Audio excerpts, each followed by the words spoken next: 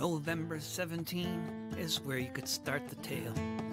As historians know well, it's been 3,000 years since the Athenians set sail, 6 centuries since the city fell. But we don't need to take the calendar so far back to make sense of the scene. We can start in 73 when the soldiers attacked on November 17. On November 17, there had been thousands in the street. A rising against the junta had begun, occupying buildings, marching on their feet by the time the day was done.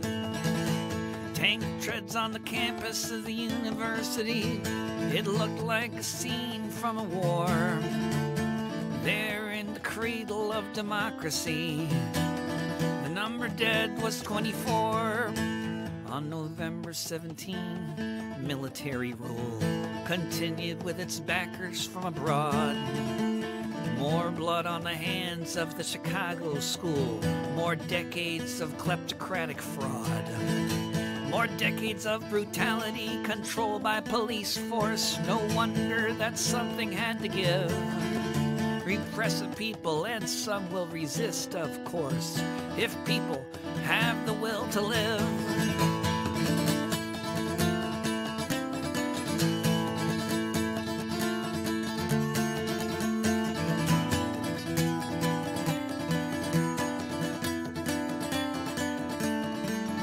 On November 17, after so much blood was spilled, no surprise that soon after that day, in the armed resistance, the first man killed would be the station chief of the CIA.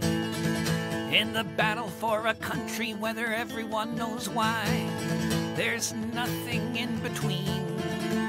Actions have consequences, sometimes people die, just like on November 17.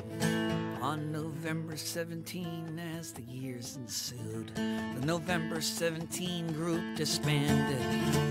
19 years ago in 2002, just as the government demanded, Dimitris Koufontinas turned himself in, there by the Aegean Sea, still paying the price now for the original sin of 1973.